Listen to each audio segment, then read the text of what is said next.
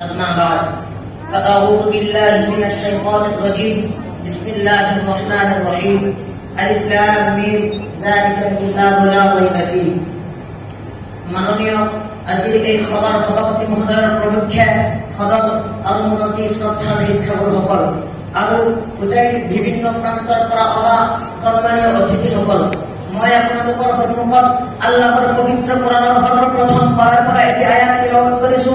আলিফ লাম মিম যালিকাল কিতাবু লা ৰাইবা ফিহ।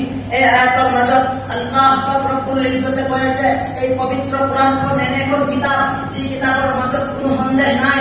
অৰ্থাৎ এই পবিত্ৰ কোৰানৰ এটা এটা শব্দ, এটা এটা হৰফ আকাশৰ চন্দ্ৰৰ সূৰ্যৰ লিখা সত্য হয়। এই পবিত্ৰ কোৰান এনে এখন কিতাপ যোন দিনাখন অৱতীৰ্ণ হৈছিল সেই দিন সকলো দিনতকৈ শ্ৰেষ্ঠ। হাদিছ পাকৰ মফহুম হয় ইন্না ইয়াউমাল জুমআতি সাইয়্যিদুল আইয়াম, জুমআৰ দিন সকলো দিনৰ সৰ্দাৰ। এই পবিত্ৰ কোৰান যোন ৰাতি অৱতীৰ্ণ হৈছিল সেই ৰাতি সকলো ৰাতিতকৈ শ্ৰেষ্ঠ। আল্লাহ ৰব্বুল ইজ্জতে কোৰানত কৈ আছে ইন্না আনজালনাহু ফি লাইলাতিল কদৰ, মই এই পবিত্ৰ কোৰানক কদৰৰ ৰাতি অৱতীৰ্ণ কৰিছো।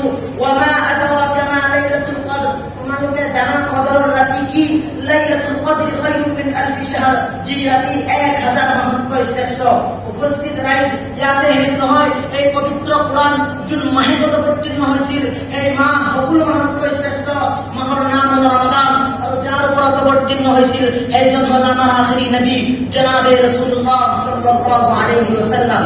এই পবিত্ৰ কোৰান এনেকুৱা এখন কিতাপ যাৰ দ্বাৰা হযৰত সাইয়্যিদুনা উমৰ ফাৰুক ৰাদিয়াল্লাহু তাআলা আনহু ইসলাম গ্ৰহণ কৰিছিল, যাৰ বিষয়ে হুজুৰ পাক সাল্লাল্লাহু আলাইহি ওয়াসাল্লাম কৈছে আনা খাতামুন নবিয়্যিন লা নবিয়্যা বাদি, মই আখিৰি নবী হয়, মোৰ পাছত কোনো নবী নাই।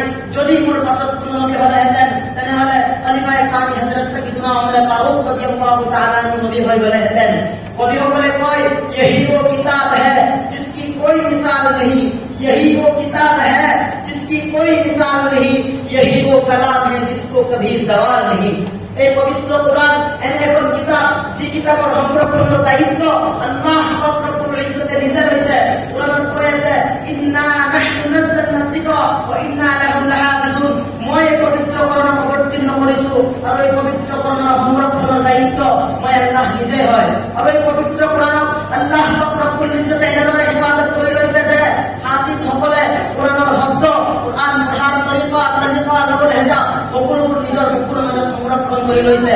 উলামাসকলে কোৰানৰ তৰ্জমা, তাফসীৰ, মতলব সকলোবোৰ নিজৰ বুকুৰ মাজত সংৰক্ষণ কৰি লৈছে। আজিলৈকে কোৰানৰ এটা শব্দ কোনোৱে সলনি কৰিব পৰা নাই। আল্লাহ ৰব্বুল ইজ্জতে 14 বছৰ আগত কোৰানক চ্যালেঞ্জ কৰিছে, আজিও কোৰানে ভয়ানক আৱাজত ক'ব বিচাৰে কুল্লা ইজতামাতিল ইনসু ওয়াল জিন্নু আলা আন ইয়াতু বিমিছলি হাযাল কুরআন লা ইয়াতুনা বিমিছলিহি ওয়ালাউ কানা বা'দুহুম লিবা'দিন যাহিরা।